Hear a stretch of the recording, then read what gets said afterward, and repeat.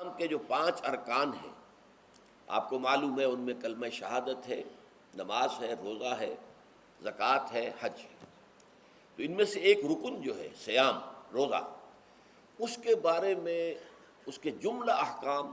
ابتدائی احکام کیا تھے، تکمیلی احکام کیا تھے، پھر اس کی حکمت درجہ بدرجہ۔ روزہ محض روزہ ہوتا تو اس کی حکمت کیا تھی، مقصد کیا تھا، اور روزے کے ساتھ رمضان مبارک کا پروگرام قیام اللیل کو شامل کیا گیا تو اس کا مقصد کیا ہے، اس کا مطلوب کیا ہے، اس کا مقصود کیا ہے۔ یہ ساری چیزیں جو ہیں وہ ایک مقام پر آ گئی۔ نماز کے بارے میں آپ کو معلوم ہے کہ اس کا حکم تو بے شمار جگہ آیا ہے، لیکن احکام، وضو کے حکم کہیں اور ہیں، نماز سفر کی اس کا حکم کہیں اور ہے، نماز خوف کا حکم کہیں اور ہے۔ تو مختلف معلوم ہوتا ہے کہ وہ، اور اوقات جو ہے نماز کے وہ مختلف مقامات سے اخذ کیے گئے ہیں، کسی ایک جگہ پر تفصیل کے ساتھ 5 جو نماز کے اوقات ہیں وہ موجود نہیں ہیں۔ تو اس اعتبار سے وہ قرآن مجید کے اندر وہ معاملہ جو ہے منتشر ہے۔ اسی طرح زکوٰۃ کا معاملہ ہے کہ زکوٰۃ کا حکم تو بے شمار مرتبہ آیا ہے، اس کے احکام قرآن میں نہیں ہیں۔ اس کا نصاب کیا ہے، کس کے ذمے زکوٰۃ واجب ہے، اس کا پھر اس کی کیا ریشو ہے، کیا نسبت ہے، کیا مقدار ہے، کہیں نہیں ہے، یہ احادیث سے ہے۔ حج کا معاملہ ہے تو وہ بھی کم سے کم 2 مقامات پر، بلکہ اس سے زائد مقامات پر آپ کو اس کا ذکر ملے گا۔ مکی صورتوں میں بھی ہے سورہ حج، اس میں 2 رکوع مسلسل ہیں۔ پھر مدنی صورتوں میں سے سورہ بقرہ، اس کے بعد جو ہے 23ویں رکوع کے بعد 24 اور 25واں رکوع پورا جو ہے وہ حج کے مناسک پر مشتمل ہے۔ اس سے کچھ پہلے جو ہے وہ سعی بین الصفا والمروہ جو ہے اس کا ذکر 20ویں رکوع کے آخر میں آ چکا ہے۔ حج کی فرضیت کا حکم جو ہے وہ سورہ آل عمران میں ہے۔ لیکن یہ کہ یہ صوم کی عبادت جو ہے، جو کہ خود ایک رکن ہے اسلام کا، اس کے معاملے میں یہ 6 آیات اتنی جامع ہیں کہ اگر ان کو انسان سمجھ لے تو کل معلومات جو ہے صوم کے بارے میں جو مطلوب ہیں وہ اس کو حاصل ہو جائیں گے، اس کے احکام بھی، اس کی حکمتیں بھی۔ تو اسی حوالے سے آج ان پر گفتگو ہوگی، لیکن درس کے انداز میں نہیں، بلکہ میری اپنی گفتگو کے دوران ان آیات کا حوالہ آئے گا تو میں چاہوں گا کہ آپ اس وقت بھی اپنی نگاہیں جو ہیں اس کے ٹیکسٹ کے اوپر مرکوز کریں، تاکہ آپ کے ذہن میں جو ہے یہ مضامین آیات کے الفاظ کے ساتھ ایسوسیشن قائم کر کے محفوظ ہو جائیں۔ اچھا، اس کے علاوہ پھر میں نے وہ خطبہ پڑھا ہے، بلکہ اس کے ابتدائی کلمات صرف پڑھے ہیں، جس کے بارے میں حضرت سلمان فارسی رضی اللہ تعالیٰ عنہ نے یہ بیان کیا کہ حضور نے ہمیں یہ خطبہ ارشاد فرمایا شعبان کے آخری دن۔ تو یہ گویا کہ اس مناسبت سے آج ہمارا اس خطبے کو پڑھنا جو ہے بہت ہی موزوں ہے، اس لیے کہ یہ خطبہ جو ہے آج، جیسا کہ میں نے عرض کیا، ہو سکتا ہے بلکہ غالب امکان اسی کا ہے کہ آج شعبان کا آخری دن ہے۔ تو گویا کہ ہم حضور کے نقش قدم کی پیروی کرتے ہوئے، آپ کی سنت پر عمل کرتے ہوئے ہم اس وقت اس خطبے کو پڑھیں گے۔ یہ خطبہ جو ہے اس کا مکمل ترجمہ جو تازہ ایشو ہے ندائے خلافت کا، اس میں سرورق پر درج کر دیا گیا نمایاں طور پر۔ پھر ہم نے ایک 4 ورقے کی حیثیت سے کتابچے کی شکل میں بھی اس کو شائع کیا ہے۔ بدقسمتی سے اس کا اہتمام نہیں ہو سکا کہ وہ یہاں سب کے لیے پیش کیا جاتا، لیکن یہ کہ کچھ نہ کچھ نسخے اس کے یہاں آئے ہیں، اس میں بھی یہ پورا خطبہ درج ہے۔ پھر ایک ناشر نے، جن کا تعلق ایسے تنظیم اسلامی کے ساتھ ہے، اس کو خوبصورت انداز میں شائع کیا ہے 4 ورقے کو، لیکن اس کی انہوں نے قیمت رکھی ہے کہ اس کے 10 نسخے 10 روپے میں آپ کو مل جائیں گے، تاکہ آپ زیادہ سے زیادہ لیں اور تاکہ لوگوں میں تقسیم کریں، تاکہ وہ ذہنی تیاری جو ہے، ذہنی اور قلبی اور روحانی، رمضان مبارک کی برکات سے صحیح طور پر مستفید ہونے کے لیے اس میں آپ کے دوست، اعزاء و قارب، رشتہ دار بھی شریک ہو سکیں۔ میں سب سے پہلے اب آغاز کر رہا ہوں اسی خطبے کے ان الفاظ سے کہ جو یہاں پر درج ہیں، آپ بھی اس کی متن پر نگاہ رکھیے۔ ان سلمان الفارسی رضی اللہ عنہ، حضرت سلمان فارسی رضی اللہ تعالی عنہ سے یہ روایت ہے۔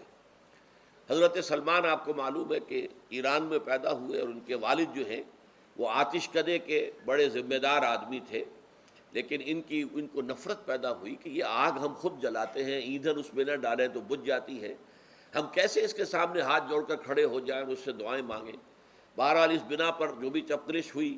تو جیسے حضرت ابراہیم علیہ السلام کو ان کے والد نے گھر سے نکال دیا تھا، انہیں بھی گھر سے نکلنا پڑا۔ جیسے حضرت ابراہیم نے پھر ہجرت کی تھی اور وہ عراق سے جو ہے شام کی طرف منتقل ہوئے تھے، تو یہ ایران سے شام کی طرف منتقل ہوئے، وہاں جا کر انہوں نے عیسائیت کا مذہب اختیار کیا، راہبوں کے پاس رہے۔ آخری راہب جس کے پاس تھے، زیر تربیت و تعلیم تھے، تو جب اس کے انتقال کا وقت آیا تو انہوں نے کہا کہ مجھے تو ابھی تشفی نہیں ہوئی پورے طور سے، آپ نے بہت کچھ سکھایا ہے، بہت کچھ سمجھایا ہے، اور میں نے آپ سے بہت کچھ فیض حاصل کیا ہے، لیکن ابھی تو مجھے تشفی نہیں ہوئی، اب آپ کا انتقال ہو رہا ہے، میں آپ کے بعد کس کے پاس جاؤں؟ تب اس نے کہا کہ میرا علم مجھے بتاتا ہے کہ نبی آخر الزمان کا ظہور اب قریب ہے، اور وہ جنوب میں کھجوروں کی سرزمین میں ہوگا، تو تم جاؤ، ٹرائی یور لک، جاؤ دیکھو شاید قسمت تمہیں ان کے قدموں میں پہنچا دے۔ تو وہ وہاں سے روانہ ہوئے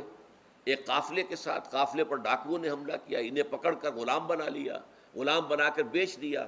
لیکن یہ دیکھیے قسمت ان کی کہ مدینے کے ایک یہودی نے خرید لیا، اب مدینے پہنچ گئے۔ اب وہاں خبریں انہیں مل رہی ہیں کہ مکے میں کسی صاحب نے دعویٰ کیا ہے نبوت کا، لیکن ان کے پاؤں میں تو غلامی کی بیڑیاں، یہ مکے تو نہیں جا سکتے۔ تو میں کہا کرتا ہوں کہ یہ اس شخص کی قسمت ہے کہ جیسے ہم کہتے ہیں کہ پیاسا کنویں کے پاس جایا کرتا ہے، کنواں تو پیاسے کے پاس نہیں آتا، لیکن یہاں کیا ہوا، کنواں چل کر پیاسے کے پاس پہنچا ہے۔ محمد الرسول اللہ صلی اللہ علیہ وسلم ہجرت فرما کر مدینہ تشریف لے آئے۔ تب انہوں نے اپنے آقا سے ایک روز کچھ تھوڑی سی کھجوریں مانگی، لیں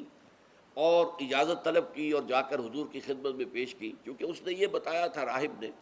کہ وہ ہدیہ تو قبول کر لیں گے، صدقات قبول نہیں کریں گے، صدقہ قبول نہیں کریں گے۔ تو اسی امتحان کے لیے جا کر حضور کی خدمت میں وہ کھجوریں پیش کی۔ حضور نے پوچھا کیا ہے؟ عرض کیا صدقہ، فرمایا نہیں میں صدقہ قبول نہیں کرتا، یہ غربا کا حق ہے، دے دو، تقسیم کر دو۔ پھر کچھ عرصے کے بعد پھر کچھ کھجوریں لی ہوں گی اپنے اس آقا سے، پھر پہنچے، پھر جب حضور نے پوچھا کیا ہے، عرض کیا کہ یہ ہدیہ، آپ نے فرمایا ہاں ٹھیک ہے، ہدیہ میں قبول کرتا ہوں۔ تو فوراً قدموں میں گر گئے، ایمان لے آئے۔ اور ان کا معاملہ جو ہے یہ بھی جان لیجئے کہ یہ فقراء صحابہ میں سے تھے جو کوئی کام نہیں کرتے تھے، ہمہ وقت حضور کے ساتھ رہنا، اور اس اعتبار سے حضور نے ان کے بارے میں یہ بھی کہا ہے کہ سلمان و منا من اہل البیت، سلمان جو ہے وہ ہمارے اہل بیت میں شامل ہے رضی اللہ تعالی عنہ۔ ان کی روایت ہے قال خطبنا رسول اللہ صلی اللہ علیہ وسلم، تو وہ فرماتے ہیں کہ ہمیں خطبہ ارشاد فرمایا نبی اکرم صلی اللہ علیہ وسلم نے شعبان کے آخری دن، فقال، اور فرمایا یا ایھا الناس، اے لوگو، قد اظلکم شہر عظیم، تم پر ایک عظمتوں والا مہینہ سایہ فگن ہو گیا ہے۔ ظل کہتے ہیں سائے کو، اظلکم تم پر سایہ فگن ہو گیا ہے، ایک بہت عظمتوں والا مہینہ۔ اب دیکھیے یہ وہی ہے بات جو انگریزی کے محاورے میں ہے کہ coming events cast their shadows before, آنے والے واقعات کا ایک سایہ سا پہلے سے پڑ جاتا ہے۔ تو ابھی مہینہ شروع نہیں ہوا رمضان مبارک کا، لیکن وہ آیا چاہتا ہے، تو گویا کہ اس کا ایک سایہ پہلے آ گیا ہے، جس کو حضور فرما رہے ہیں کہ تم پر سایہ کر لیا ہے ایک ایسے مہینے میں کہ جو بہت عظمتوں والا ہے۔ شہر مبارک، وہ مہینہ بہت برکتوں والا ہے۔ شہر فیہ لیلۃ خیر من الف شہر، یہ وہ مہینہ ہے کہ جس میں ایک رات وہ بھی ہے کہ جو 1000 مہینوں سے افضل ہے۔ اور یہ ظاہر بات ہے قرآن مجید کی صورت ہے مکمل، انا انزلناہ فی لیلۃ القدر وما ادراک ما لیلۃ القدر لیلۃ القدر خیر من الف شہر، اس کی طرف اشارہ ہے۔ اب اس کے بعد جو جملہ ہے جعل اللہ صیامہ فریضۃ، اللہ نے اس مہینے کا روزہ رکھنا فرض قرار دے دیا ہے۔ وقیام لیلہ، ایک تو قیام اللیل کے لفظ پر غور کیجیے، اور اس کی راتوں کے دوران کھڑے رہنے کو تطوعاً، آزاد مرضی پر چھوڑ دیا ہے۔ تو گویا کہ اس رمضان مبارک کے 2 پروگرام ہیں، ایک پروگرام دن سے متعلق ہے وہ ہے روزہ، اور ایک قیام رات سے متعلق ہے اور وہ ہے قیام اللیل۔ دن کا پروگرام فرض ہے، رات کا پروگرام فرض نہیں ہے، لیکن ایک طرح کی تشویق اور ترغیب، اس کے لیے جو ہے تحریص، یہ موجود ہے۔ ورنہ تو یہ ہے کہ ہر رات جو ہے اس میں تہجد آپ پڑھیں، رات کو کھڑے رہیں، وہ اللہ تعالیٰ کو بہت پسندیدہ ہے۔ تہجد حضور کے لیے تو فرض کے درجے میں رہی ہے، لیکن عام مسلمانوں پر فرض نہیں ہے۔ البتہ جو کوئی کر سکے ان کے لیے یقیناً بہت اعلیٰ مراتب ہے، بہت اونچے درجات ہیں۔ تو وہ تو کسی بھی شب میں پورے سال آپ کریں، لیکن اس کے لیے خاص طور پر چونکہ اہتمام کیا گیا، لہذا جعلہ کا جو فعل ہے اس کے مفعول میں جہاں یہ شامل ہے، نمبر ایک جعل اللہ صیامہ فریضۃ، روزہ رکھنا فرض قرار دے دیا، اور اس کی راتوں کو کھڑے رہنا یہ تمہاری مرضی پر چھوڑ دیا، اسے فرض نہیں کیا ہے۔ بس اس تمہید کے بعد اب میں شروع کروں گا استقبال رمضان کے ضمن میں روزے کی حکمتیں کیا ہیں، اس کے احکام کیا ہیں۔ نمبر ایک،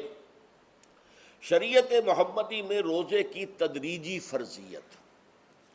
یہ جو تمہیدی مضمون ہے اس ضمن میں وہ بہت اہم ہے۔ پہلی بات یہ جان لیجئے کہ اہل عرب جو ہیں، قریش بھی، اہل مکہ اور قریش کے تابع بقیہ تمام بنی اسماعیل بھی،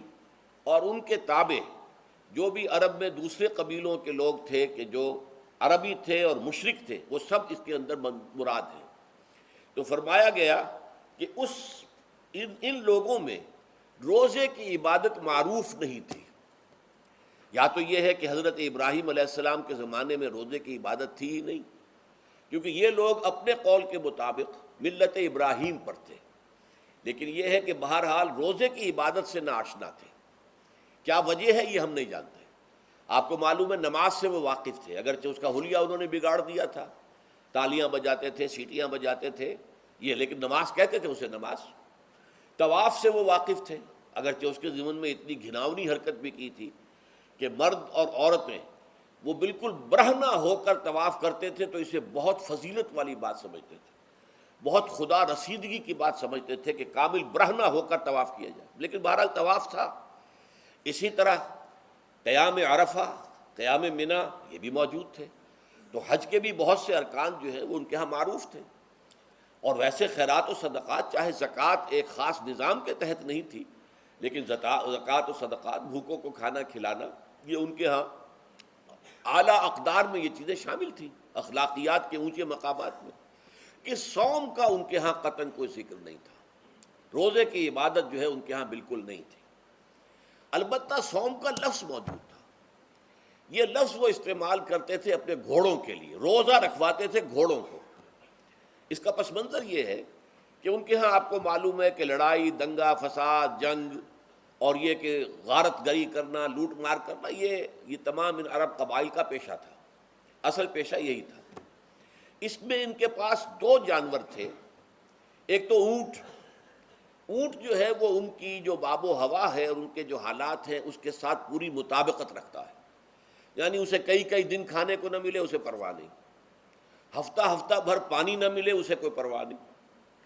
اس اعتبار سے دھوپ کی کتنی ہی جو ہے تپش ہو، اونٹ کو کچھ نہیں کہتی۔ لیکن یہ کہ وہ سست رفتار جانور ہے، لڑائی کے لیے، جنگ کے لیے، خاص طور پر غارت گری جہاں کرنی ہو، جہاں جا کر گویا کہ ڈاکہ مارنا، پھر دوڑنا ہے، بھاگنا ہے، واپس جانا ہے، تو انہیں گھوڑے کی ضرورت ہوتی تھی جو سریع الرفتار ہے۔ لیکن گھوڑے میں یہ اوصاف نہیں تھے، وہ بھوک کو برداشت نہیں کر سکتا، مزمحل ہو جائے گا، وہ پیاس کو برداشت نہیں کر سکتا، مزمحل ہو جائے گا، وہ دھوپ کو برداشت نہیں کر سکتا، مزمحل ہو جائے گا، اور اگر یہ گھوڑا مزمحل ہو جائے تو سوار کا کیا حشر ہوگا، وہ آپ اس سے اندازہ کر لیجئے کہ اصل میں تو پھر ہلاکت سوار کی ہوگی۔ اس لیے وہ اسے تیار کرتے تھے جنگ کی صعوبتوں کو برداشت کرنے کے لیے۔ اس کا دانہ پانی بند کر دیا، اور اس کا منہ جو ہے وہ عرب بدو جو ہوتا تھا خود تو اپنا چہرہ اور سر لپیٹ لیتا تھا کپڑے کے اندر، جب وہ چلتی تھی ان کے ہاں باد سموم، تیز آگ جیسی ہوا جو ہے جس کے اندر ریت کے ذرات بھی ایسے ہوتے تھے گویا کہ کسی بھاڑ کی جو ہے اس کے اندر کی ریت جو ہے وہ چلی آ رہی ہے، تو گھوڑے کا رخ ادھر کر کے کھڑے کر دیتے تھے اس کو، خود اپنے منہ پر ڈاٹا واٹا باندھا ہوا اپنی حفاظت کے لیے، تاکہ اس کے اندر دھوپ کی سختی برداشت کرنے کی عادت پیدا ہو جائے، پیاس کی برداشت کرنے کی عادت پیدا ہو جائے، بھوک کو برداشت کرنے کی۔ اس کو کہتے تھے صوم۔ صوم کے لفظی معنی رک جانا۔ اب یہ کھانے پینے سے رکا ہوا ہے، اور یہ دھوپ کی سختیاں برداشت کرنے کے لیے دھوپ کے اندر، اور وہ جو آتی تھی وہاں پہ باد سموم، اس کے اندر بھی اس کا سامنا کرنے کے لیے تیار ہے۔ تو یہ پس منظر ہے روزے کا لغوی اعتبار سے، اور یہ کہ اہل عرب جو ہے پرانے وہ اس عبادت سے ناواقف تھے، لہٰذا ہمیں پورے مکی قرآن میں اس کا کہیں ذکر نہیں ملتا۔ البتہ مدینے میں جب حضور تشریف لائے اور صحابہ کرام ہجرت کے بعد، تو یہاں آپ نے دیکھا کہ یہودی جو ہے وہ روزہ رکھتے ہیں یوم عاشورہ کا، 10 محرم کا. تو حضور نے دریافت کیا کہ یہ تم 10 محرم کو روزہ کیوں رکھتے ہو؟ تو انہوں نے کہا کہ یہ دن ہماری نجات کا دن ہے. 10 محرم کو اللہ تعالیٰ نے فرعون کو غرق کیا تھا اور ہمیں نجات دی تھی اس کے ظلم و ستم سے، تو شکرانے کے طور پر ہم روزہ رکھتے ہیں. تو حضور نے فرمایا کہ موسیٰ کے تو پھر ہم تم سے زیادہ حقدار ہیں، ہم موسیٰ کو مانتے ہیں علیہ الصلاۃ والسلام، ان کی عزت کرتے ہیں، قدر کرتے ہیں، تو ہم بھی روزہ رکھیں گے. تو آپ نے صحابہ کو حکم دیا کہ عاشورہ کا روزہ رکھا کرو. پھر کچھ عرصے کے بعد اللہ تعالیٰ کی طرف سے حکم آ گیا، اور یہ حکم جو ہے اس رکوع کی پہلی آیت کے اندر ہے، یا ایھا الذین آمنوا کتب علیکم الصیام کما کتب علی الذین من قبلکم لعلکم تتقون. لیکن جیسا کہ میں بعد میں بتاؤں گا، یہ حکم صوم رمضان کا نہیں ہے، بلکہ یہ کہ اللہ کے حکم سے پہلے 3 دن کے روزے فرض کیے گئے. ہر مہینے کی 13ویں، 14ویں اور 15ویں تاریخ کو روزہ رکھو. اس میں بڑی حکمت تھی، چونکہ یہ عرب عادی نہیں تھے روزے کے، تو انہیں تدریجاً خو کر کرنا تھا. ظاہر بات ہے کہ 30 دن جو ہے وہ تو ایک بڑی مدت ہے، اور ظاہر بات ہے کہ مئی کا مہینہ بھی آ جائے گا، اس میں جون بھی آئے گا، جولائی بھی آئے گا، قیامت خیز مہینے آ جائیں گے، تو بڑی ہمت جواب دے جائے گی. تو پہلے روزہ ہر مہینے 3 روزے رکھنے کی ان کو مشق کرائی جائے تاکہ یہ عادی ہو. یہ 3 روزے اگر مئی میں بھی آ گئے، جون میں بھی آ گئے، تب بھی ٹھیک ہے، اس کو انسان 3 دن کی تو مشقت برداشت کر سکتا ہے. تو پہلے یہ کیا گیا. لیکن اس کے ضمن میں یہ حکم دے دیا گیا، اس کو کہتے ہیں وجوب علی التخییر، یہ اختیار دے دیا گیا کہ یہ 3 روزے تم پر واجب کیے جا رہے ہیں، لیکن یہ کہ اگر تم یہ روزے نہ رکھو تو تم فدیہ دے سکتے ہو، 1 مسکین کو کھانا کھلانا صبح و شام. یہ ہے وجوب علی التخییر. دوسری رعایت یہ دی گئی کہ اگر کوئی شخص ان 3 تاریخوں میں بیمار ہو یا سفر پر ہو تو وہ تعداد دوسرے دنوں میں پوری کر لے. یہ ہے گویا کہ سب سے پہلا حکم جو دیا گیا ہے. اور اس کے ضمن میں اب میں چاہتا ہوں کہ آیت نمبر 2 آپ اچھی طرح پڑھ لیں، اپنا سامنے رکھیے اور اس کے حوالے سے یہ بات سمجھ لیجیے. ایام معدودات، یہ دن ہیں چند گنتی کے. مجھے حیرت ہوتی ہے کہ جدید جو مفسرین ہیں جنہوں نے اردو میں ترجمے کیے ہیں، تفسیریں کی ہیں، ان سب کے نگاہوں سے یہ بات اوجھل رہی کہ یہ در حقیقت رمضان کے روزے کا ذکر نہیں ہے، بلکہ اس ابتدائی حکم سے متعلق ہے کہ جو ہر مہینے میں 3 دن کے روزے رکھنے کا حضور نے دیا تھا. لیکن یہ کہ میرا اپنا ذاتی واقعہ یہ ہے زندگی کا، اور یہ اہم واقعات میں سے ہے. میں جب میڈیکل کالج میں پڑھتا تھا، سمجھیے 19-20 سال کی میری عمر، اس وقت بھی مجھے یہ احساس ہوا تھا کہ یہ جو 2 آیات آئی ہیں یہاں ایک دوسرے کے تقابل میں، یہ بیک وقت نازل نہیں ہو سکتی، ان میں وقفہ ہوگا. اور یقیناً پہلا حکم کسی اور پس منظر میں ہے، دوسرا حکم جو بعد میں ہم دیکھیں گے وہ کسی اور پس منظر میں ہے. تو میری رائے یہ تھی، اور میں اس پر قائم بھی تھا، بیان بھی کرتا تھا، لیکن ڈرتا تھا، اس لیے کہ اس وقت تک جتنی تفسیریں میں نے دیکھی تھی، ترجمے دیکھے تھے، ان میں سے کسی نے یہ بات کہی نہیں تھی. تو ایک آدمی اپنی رائے کے اوپر اتنی بڑی بات کہہ دے تو میں ڈرتا رہتا تھا، لیکن کہتا تھا کہ میری رائے یہی ہے. پھر اتفاق سے جماعت اسلامی ہند کا ترجمان ہوتا تھا ماہنامہ زندگی، عروج احمد قادری صاحب اس کے مدیر تھے. وہ جو ایک پرچہ آیا اس میں انہوں نے تنقید کی تھی مولانا سید انور شاہ بخاری رحمۃ اللہ علیہ پر، کہ ان کشمیری رحمۃ اللہ علیہ سے ان کے اوپر یہ تنقید کی تھی کہ انہوں نے یہ عجیب بات کہہ دی ہے کہ یہ جو حکم ہے یہ رمضان کا نہیں ہے، بلکہ رمضان سے پہلے جو حضور نے حکم دیا تھا 3 دن کے روزے رکھنے اس سے متعلق ہے. اب مجھے اس کے اوپر پورا اطمینان ہو گیا کہ اگر سید محمد انور شاہ کاشمیری رحمۃ اللہ علیہ کی رائے یہ ہے تو متفق گردید رائے بو علی بارائے من، مجھے اب اس سے زیادہ اور کسی سند کی ضرورت نہیں. بعد میں نے جب تفسیر کبیر امام رازی رحمۃ اللہ علیہ کی اس کا بھی مطالعہ شروع کیا تو میں حیران ہوا کہ سلف میں تو یہ رائے کثرت سے موجود تھی. کیا سبب ہوا ہے کہ آج کے دور کے جو مترجمین اور مصنفین ہیں ان کی نگاہوں سے بالکل یہ بات اوجھل ہو گئی. اس معاملے کو میں حل آج تک نہیں کر سکا، لیکن اب میں پورے تیقن سے آپ سے کہہ رہا ہوں کہ یہ جو پہلی 2 آیتیں ہیں ان کا تعلق صوم رمضان سے نہیں ہے، بلکہ ان کا تعلق ہے وہ 3 دن کی. اس کی سب سے بڑی دلیل اس کے اندر موجود ہے ایام معدودات، گنتی کے چند دن. اب 30 یا 29 دن جو ہے وہ گنتی کے چند دن نہیں ہو سکتے، وہ اچھی بڑی تعداد ہے. پھر یہ ہے کہ یہ معدودات جو ہے اس کو کہا جاتا ہے جمع قلت، یہ زیادہ سے زیادہ 9 پر اس کا اطلاق ہوتا ہے، اس وزن پر جو جمع آتی ہے۔ اور اس میں جو ہے خود قرآن مجید میں حج کے سلسلے میں منا کے قیام کے ضمن میں الفاظ آئے ہیں، ایام معدودات، فمن تعجل فی یومین فلا اسم علیہ ومن تاخر فلا اسم علیہ۔ منا میں قیام ہے گنتی کے چند دن، تو جو 2 دن ہی میں جلدی کر کے وہاں سے واپس ہو جائے اس پہ بھی کوئی اس گناہ نہیں ہے، اور جو مؤخر کر کے 3 دن پورے کرے اس پر بھی کوئی گناہ نہیں۔ تو وہاں پر بھی نظیر موجود ہے کہ 2 یا 3 دن پر اس کا اطلاق ہو رہا ہے۔ تو یہاں پر ایام معدودات سے لازماً یہ مراد ہے کہ یہ 3 دن جو ہے ہر مہینے میں 13ویں، 14ویں، 15ویں، در حقیقت اس روزے سے متعلق یہ آیت آ رہی ہے۔ اور یہ بھی نوٹ کر لیجئے کہ رمضان کے روزے کی فرضیت کے بعد بھی حضور کا معمول اور آپ کے صحابہ کا، اور جو بھی ہمارے ہاں اتباع کرتے ہیں حضور صلی اللہ علیہ وسلم کا نوافل میں بھی ان کا یہ معمول ہے۔ ہر مہینے میں یہ 3 روزے حضور بعد بھی رکھتے تھے، اور آپ کے بہت سے صحابہ رکھتے تھے، اور آج بھی ہمارے ہاں بہت سے لوگ جو دیندار ہیں اور جن کے اندر یہ جذبہ ہے اتباع سنت کا، وہ رکھتے ہیں۔ 13ویں، 14ویں اور 15ویں تاریخوں کا ان کو ایام 20 کہتے ہیں۔ اس کی راتیں روشن ہوتی ہیں، 13ویں رات، 14ویں رات، 15ویں رات۔ چاند جو ہے اس کے اندر آپ کو معلوم ہوتا ہے 14ویں کو تو مکمل ہوتا ہی ہے، 13ویں اور 15ویں کا بھی تقریباً مکمل ہے۔ تو ایام 20 کے روزے جو ہیں بعد میں بھی برقرار رہے ہیں، لیکن نفلاً، فرض اس کے بعد جو ہے وہ رمضان کے روزے ہو گئے۔ تو ایام معدودات یہ دن ہیں گنتی کے۔ فمن کان منکم مریضا او علی سفر فعدۃ من ایام اخر، تو جو کوئی بھی تم میں سے ہو بیمار یا سفر پر تو وہ تعداد پوری کر لے دوسرے دنوں میں۔ گویا کہ اب اگلی کے ایک تو یہ رعایت ہو گئی، دوسری رعایت وعلی الذین یطیقونہ فدیۃ طعام مسکین، اور ان لوگوں کے ذمے کے جو اس کی طاقت رکھتے ہوں، یعنی مریض بھی نہیں ہے، صحت مند ہے، روزہ رکھ سکتے ہیں، سفر بھی نہیں ہے، سفر پر نہیں ہے، مقیم ہے، روزہ رکھ سکتے ہیں، پھر بھی نہ رکھیں تو ان کے لیے بھی ایک اختیار، اسی لیے میں نے لفظ استعمال کیا تھا وجوب علی التخییر، واجب تو ہے لیکن اس میں ایک اختیار دے دیا گیا ہے۔ وہ اختیار کیا ہے؟ فدیۃ طعام مسکین، تو پھر یہ ہے کہ ایک مسکین کو کھانا کھلا دینا۔ فدیہ کہتے ہیں کسی چیز کا بدل ہو جائے، جیسے کہ جنگی مجرم ہے اس کا فدیہ ہے، گویا کہ اس کو دے کر وہ پھر آزاد ہو جائے گا، فدیہ اس کو کہتے ہیں۔ ففدیۃ طعام مسکین، لیکن یہ ہے کہ فمن تطوع خیرا فهو خیر اللہ، اور جو نیکی سے خیر کرنا چاہے مزید تو وہ اس کے لیے بہتر ہے، ایک کے بجائے 2 کو کھلائے، 3 کو کھلائے، 4 کو کھلائے، 10 کو کھلائے، تو یہ تو ترغیب ہے، لیکن کم سے کم ایک مسکین کو کھانا کھلانا 2 وقت کا۔ وَأَن تَصُومُوا خَيْرٌ لَكُمْ، اب دیکھیے یہ لفظ بول رہے ہیں، اگر تم روزہ رکھو تو یہ تمہارے حق میں بہتر ہے، یعنی اگرچہ اختیار تمہیں دے دیا ہے،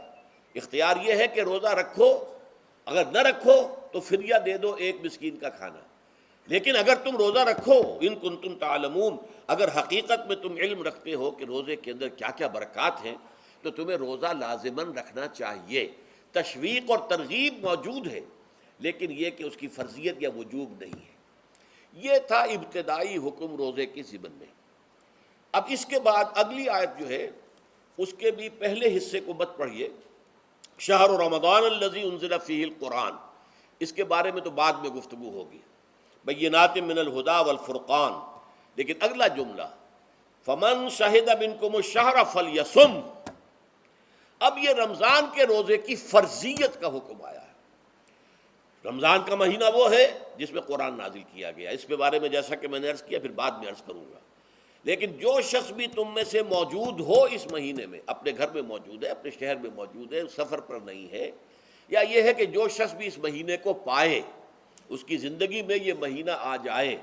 یہ برکتوں کا ایک موقع اسے مزید حاصل ہو جائے، فلیصم، یہ امر کا صیغہ ہے، یہ وجوب ہے مطلقاً۔ اب اس میں جو 2 رعایتیں پہلے دی گئی تھی ان میں سے ایک کو برقرار رکھا، وَمَنْ كَانَ مَرِيضًا أَوْ عَلَى سَفَرٍ فَعِدَّةٌ مِّنْ أَيَّامٍ أُخَرَ، یہی وہ الفاظ ہیں جن کی بنا پر میرا گمان اس وقت بھی یہ تھا کہ یہ 2 بیک وقت نازل نہیں ہو سکتی آیات، یہ جو تکرار ہے بے معنی تکرار ہو جائے گی پھر اگر ایک ہی وقت میں نازل ہو رہی ہو، اور قرآن مجید کی فصاحت اور بلاغت سے یہ چیز بعید ہے کہ وہاں پر اس طرح کی تکرار بلا سبب ہو رہی ہو۔ قرآن میں اور بہت سی آیات ہیں جن میں کہ آپ کو معلوم ہے کہ پورا رکوع ہے سورہ مزمل کا، جس میں قیام اللیل کا حکم ہے، پھر اسی کے آخر میں وہ آیت شامل کر دی گئی ہے جو کم سے کم 1 سال بعد نازل ہوئی ہے، جس میں کہ رات کے قیام کا وجوب ختم کر دیا گیا، اور صرف یہ کہ جتنا بھی تم سے ممکن ہو سکا کرو، ضروری نہیں ہے کہ تہائی شب ہو، آدھی ہو، 2/3 ہو، جتنا بھی ممکن ہو قرآن پڑھا کرو رات کو، گویا کہ وہ فرضیت جو تھی قیام اللیل کی وہ ختم ہو گئی۔ تو اس حوالے سے وہ جو ناسخ ہے، منسوخ کرنے والی آیت بھی اس کے ساتھ ہی رکھ دی گئی ہے، تاکہ وہ جو اصل حکم تھا وہ بھی برقرار سامنے رہے، اور جس نے آ کر اسے منسوخ کیا وہ بھی برقرار رہے اور سامنے رہے۔ اسی طرح یہاں پر بھی یہ حکم آیا، کتنے عرصے کے بعد آیا یہ مجھے معلوم نہیں، لیکن یہ کچھ عرصے کے بعد آیا ہے کہ رمضان کا مہینہ وہ ہے کہ جس میں قرآن نازل کیا گیا ہے۔ اب جو شخص بھی اس مہینے کو پائے اس پر لازم ہے کہ اس کے روزے رکھے۔ ہاں، من کان مریضاً او علی سفر، جو شخص ہو مریض، بیمار ہو یا سفر پر ہو، فعدۃ من ایام اخر، تو وہ تعداد پوری کر لے دوسرے دنوں میں۔ یرید اللہ بکم الیسر ولا یرید بکم العسر، اللہ تمہارے ساتھ آسانی چاہتا ہے، سختی نہیں چاہتا۔ یہ اصل میں کیوں کہا ہے، اس کی وجہ سمجھ لیجئے۔ آج بھی آپ کو اپنے ہاں ایسے لوگ مل جائیں گے جن کا تقویٰ کا تصور اتنا غلط ہو گیا ہے کہ 104 درجے کا بخار ہے، روزہ چھوڑنے کو تیار نہیں۔ بھلے آدمیوں، اللہ نے تمہیں ایک رخصت دی ہوئی ہے تو خام خواہ اپنے اوپر یہ شدت کیوں لے رہے ہو؟ لیکن لیتے ہیں، روزہ چھوڑنے کو تیار، روزہ قضا نہیں کروں گا۔ سفر پر جا رہے ہیں اور روزہ قضا کرنے کو تیار نہیں۔ ایک موقع پر ایک غزوے کے دوران ایسا ہوا کہ کچھ لوگوں نے روزہ رکھا ہوا تھا، لیکن وہ اتنے یوں سمجھیے مزمحل ہو گئے کہ جب پڑاؤ پر پہنچے تو جن کا روزہ نہیں تھا انہوں نے تو بڑی چاق و چوبند طریقے سے خیمے نصب کیے، سارا بندوبست کیا، اور یہ جا کر بے سدھ ہو کر، بے ہوش ہو کر گر پڑے۔ تو حضور نے فرمایا ان کو دیکھ کر، لیس من البر الصیام فی السفر، سفر میں روزہ رکھنا یہ کوئی نیکی کا کام نہیں ہے، یہ نیکی کا غلط تصور ہے کہ جو تم نے اپنے اختیار کر لیا۔ یہ تمہارے اندر تشدد پسندی پیدا ہو رہی ہے۔ دین کے احکام میں جو مقصد ہے وہ کیا ہے؟ یرید اللہ بکم الیسر ولا یرید بکم العسر۔ اسی پر عمل کرتے ہوئے حضور نے فرمایا ہے کہ جو بھی علماء دین ہیں یا جو رہنمایان دین ہیں ان کا کام کیا ہے؟ آپ نے فرمایا یسروا ولا تعسروا، دیکھو آسانیاں پیدا کرو، سختیاں پیدا نہ کرو۔ دین میں سختیاں پیدا کرنا بھی وہ اسر اور اغلال بن جاتا ہے کہ جس کو رفع کرنے کے لیے اور جس سے لوگوں کو، یہودیوں کو اور تمام اہل کتاب کو نجات دینے کے لیے اللہ تعالیٰ نے اپنے رسول محمد صلی اللہ علیہ وسلم کو بھیجا۔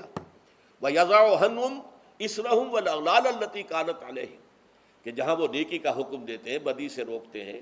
پاکیزہ چیزوں کو حلال ٹھہراتے ہیں اور خبیث چیزوں کو، ناپاک چیزوں کو حرام قرار دیتے ہیں، وہیں وہ لوگوں کے اوپر سے وہ بوجھ بھی ختم کرتے ہیں کہ جو انہوں نے خام خواہ اپنے اوپر لاد لیے۔ تو ان میں سے یہ بھی ہے کہ یہ نیکی کا کام نہیں ہے کہ آپ سفر میں ہیں اور روزہ رکھ رہے ہیں۔ یرید اللہ بکم الیسر ولا یرید بکم العسر وَلِتُكْمِلُوا الْعِدَّةَ، لیکن یہ بات واضح رہے کہ اب تمہارے لیے تعداد کو پورا کرنا لازم ہے۔ یہ نہیں ہے کہ آپ اس کی جگہ پر فدیہ دے دیں تو بات پوری ہو جائے گی، نہیں۔ روزے کی تعداد، آپ کے رمضان میں 2 روزے 3 روزے چھوٹ گئے بیماری کی وجہ سے، ٹھیک ہے، لیکن دوسرے دنوں میں اس کی قضا دینی لازم ہے۔ وہ روزے رکھنے جو ہے آپ پر لازم ہے، ان کا کوئی بدل جو ہے وہ فدیہ نہیں ہو سکتا۔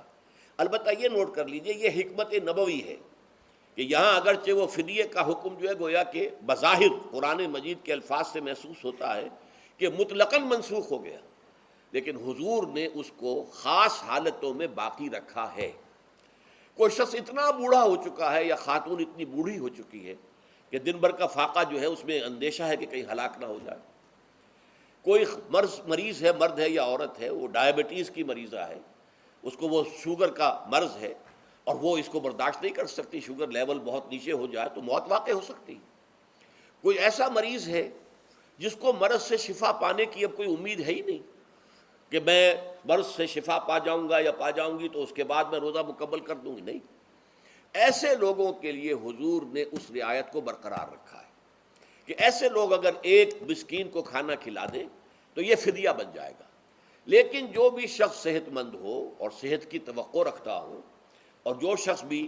طاقت رکھتا ہو روزے کا قضا کر دینے کا، اس کے لیے لازم ہے کہ روزوں کی قضا کرے۔ وَلِتُكْمِلُوا الْعِدَّةَ وَلِتُكَبِّرُوا اللَّهَ عَلَىٰ مَا هَدَاكُمْ،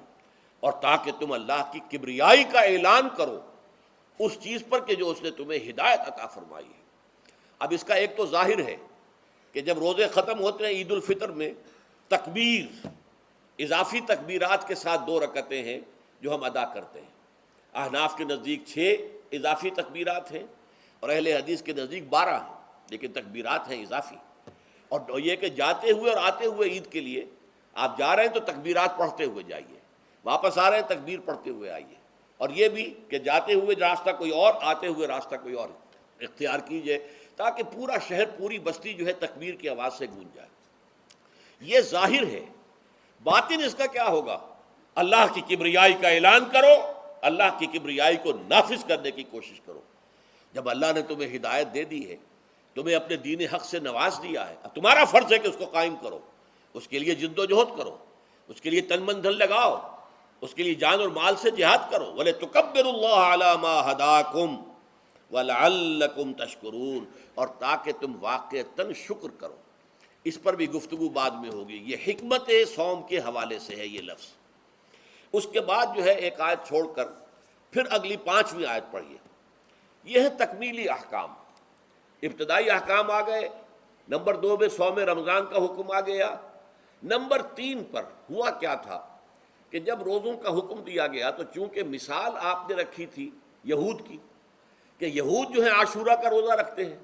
تو ہم بھی کیوں نہ رکھیں، مسلمانوں تم بھی رکھو۔ اس سے گمان یہ کیا گیا کہ جو احکام یہود کی شریعت میں ہیں روزے کے، شاید وہی ہماری شریعت میں بھی ہے، اور ان کی شریعت میں یہ تھا کہ رات کو سو گئے تو روزہ شروع ہو گیا، اور وہ روزہ اب نہ کوئی سحری ہے نہ رات میں کے دوران کوئی میاں اور بیوی جو ہے وہ ہم بستری کر سکتے ہیں، بلکہ یہ کہ وہ روزہ صبح سے لے کر پھر جب رات کے بعد صبح آئے گی، صبح سے پھر دوپہر اور شام اور غروب آفتاب پر جا کر روزہ ختم ہوگا۔ گویا کہ کم و بیش 20 گھنٹے کا روزہ یا 21 گھنٹے کا روزہ، کیونکہ اگر غروب آفتاب کے 3 گھنٹے کے بعد آدمی سو گیا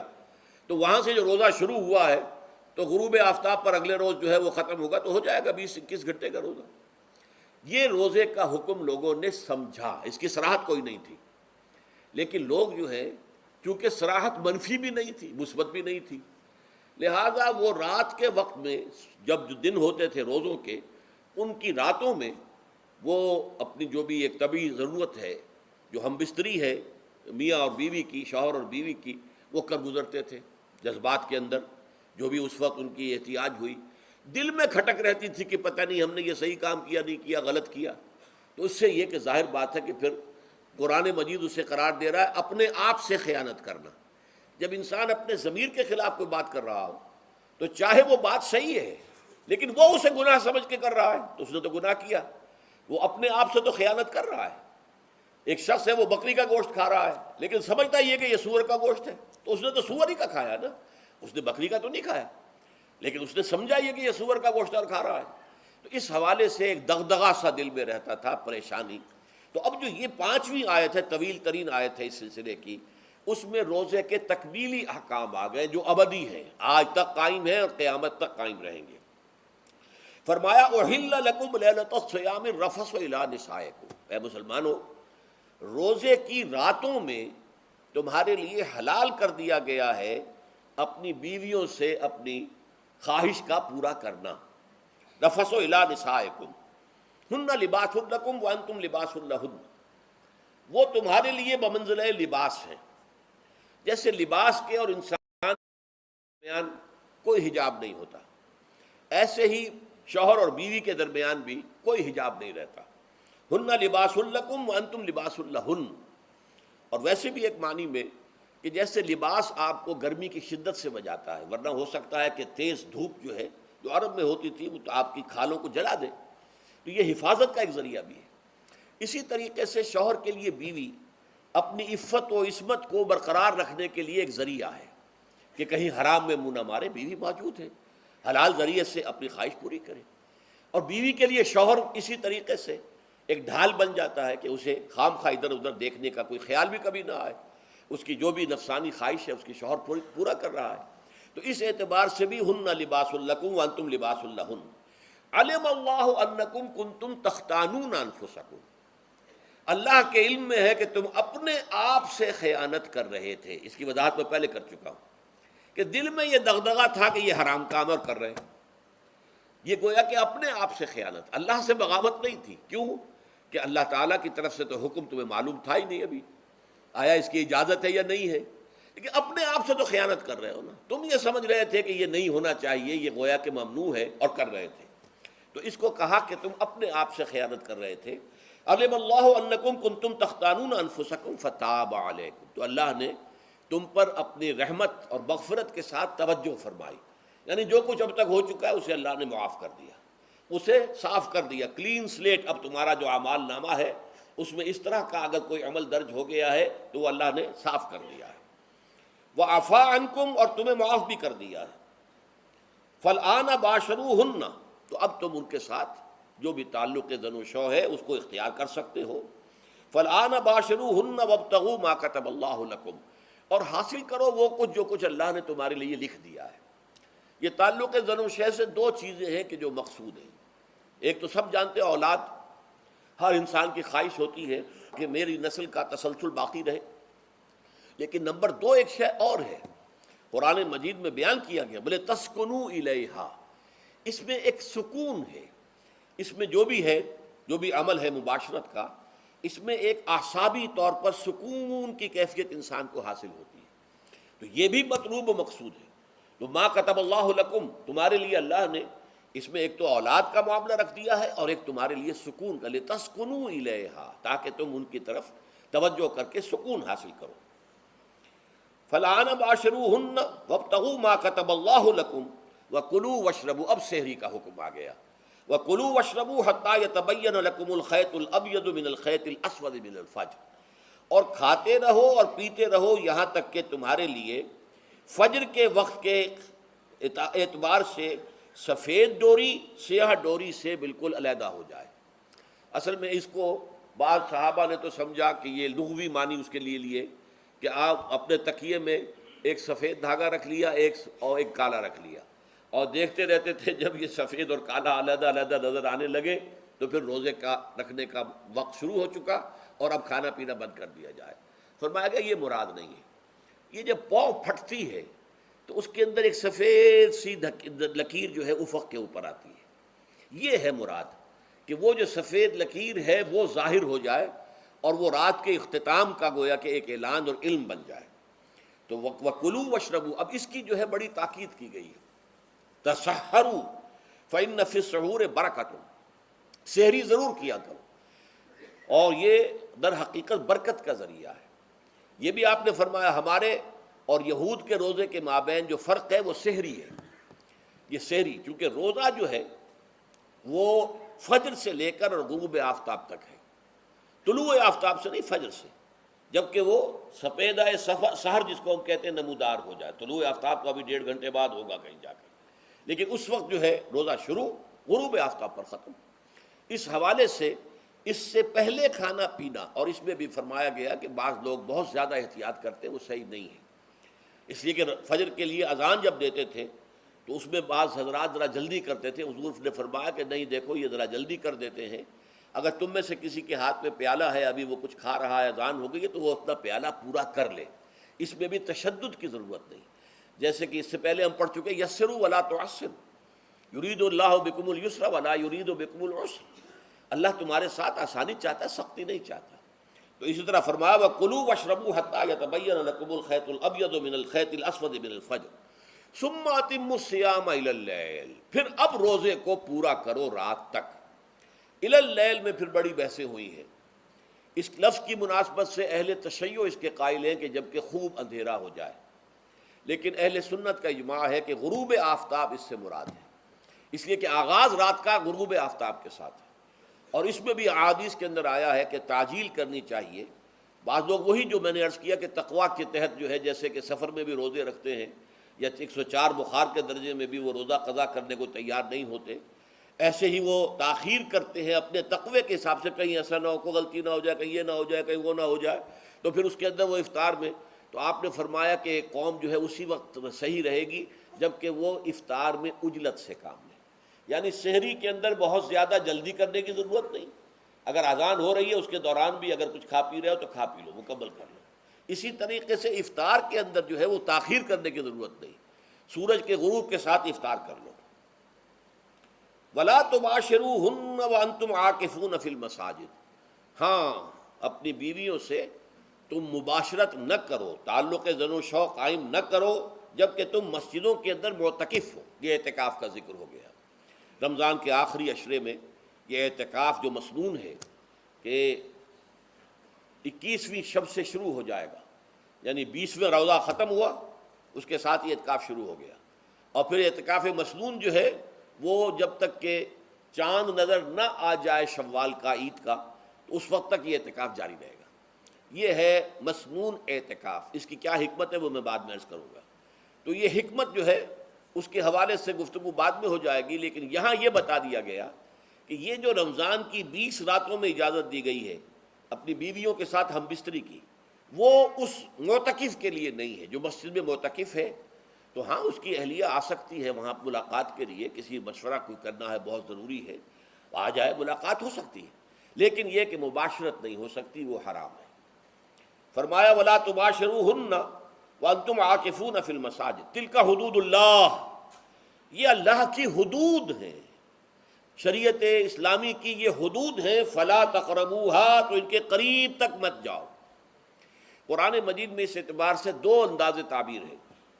کہ اللہ کی حدود ہے فَلَا تَعْتَدُوهَا، یہ اللہ کی حدود ہیں، ان سے تجاوز نہ کرو، اس حد کو پھلانگ نہ جاؤ، اس حد سے آگے نہ گزر جاؤ۔ یہاں ہے تقربوہا، اللہ تعالیٰ کی حدود کے قریب تک نہ جاؤ۔ اس کی وجہ ایک حدیث میں بیان کر دی گئی ہے کہ جیسے ہر بادشاہ کی ایک چراگاہ ہوتی ہے، وہ صرف شاہی جو بھی ہیں جانور ہیں ان کے، یا گھوڑے ہیں یا کوئی اور ہیں، ان کے چرنے کے لیے ہے، وہاں پہ کوئی رعایت کا کوئی آدمی اپنی بھیڑ بکریاں وغیرہ نہیں لے جا سکتا۔ وہ حما کہلاتا تھا کہ یہ شاہ کے لیے مخصوص ہے، لکل ملک حمن وحم اللہ محارمہ، اللہ بھی بادشاہ ہے کائنات کا، ارض و سما کا، اس نے بھی جن چیزوں کو حرام کر دیا ہے وہ حما ہے، اس میں داخل نہیں ہونا تمہیں۔ تو فرمایا کہ جو چرواہا اپنی بھیڑوں کو بالکل اس کی آخری حد تک لے جائے گا تو اندیشہ ہے کہ کوئی بھیڑ کوئی بکری چھلانگ لگائے اور اس چراگاہ میں داخل ہو جائے۔ اس لیے کیپ ایٹ اے ڈسٹینس، ایک فاصلے پر رہو۔ احتیاط کا تقاضا یہ ہے کہ اس آخری حد کے قریب نہ جاؤ، فلا تقربوہا، اس کے قریب نہ جاؤ۔ ان حدود کی تو سختی کے ساتھ پابندی کرنی ہے۔ ان کے لیے یہ ہے کہ ان کو نہ صرف یہ کہ ان سے تجاوز نہیں کرنا، بلکہ ان سے ذرا کچھ فاصلے ہی پر اپنے آپ کو رکھنا ہے۔ کذالک یبین اللہ آیاتہ للناس، اسی طریقے سے اللہ تعالیٰ واضح کرتا ہے اپنی آیات کو لوگوں کے لیے، وَلَعَلَّهُمْ يَتَّقُونَ، اور تاکہ وہ پھر تقویٰ کریں، بچیں۔ جب احکام معلوم ہو گئے اب بچنا آسان ہے، جب احکام معلوم نہیں تو اندیشہ ہے کہ کہیں کسی حرام کے اندر جو ہے وہ ملوث ہو جائے۔ جیسے کہ ایک حدیث میں آتا ہے کہ الحلال بین والحرام بین وبینہما مشتبہات، حلال کیا ہے یہ بھی واضح ہے، حرام کیا ہے یہ بھی واضح ہے، البتہ ان دونوں کے مابین کچھ چیزیں ہوتی ہیں متشابہات، پتہ نہیں حلال ہے کہ حرام ہے، تو تم بچو، ان چیزوں سے بھی بچو، اس لیے کہ اس کے اندر حرام ہونے کا اندیشہ ہے نا، لہذا ان سے بھی بچو۔ جو صریحاً حلال ہے اسی پر اکتفا کرو، جن کے بارے میں تعین نہیں ہو پا رہا ہے کہ وہ حلال ہیں، البتہ یہ بھی ثابت نہیں ہو رہا ہے کہ وہ حرام ہیں، تو ان سے یہ تقویٰ کا تقاضا ہے۔ اگرچہ قانونی اعتبار سے یہ کہا جائے گا کہ وہ مباح ہے، جس شے کی حرمت کا ثبوت ہمیں کتاب اللہ اور سنت رسول سے نہ ملے وہ مباح ہے، لیکن یہ ہے کہ تقویٰ کا تقاضا یہ ہے۔ قانون کا تقاضا یہ کہ مباح کو آپ اختیار کریں گے تو آپ پر گرفت نہیں ہوگی، اس لیے کہ اس کی حرمت ثابت نہیں ہے، لیکن تقویٰ کا تقاضا یہ ہے کہ آپ صرف اس شے پر اکتفا کریں کہ جس کے حلال ہونے کے لیے ثبوت اور دلیل موجود ہے۔ تو یہ ہے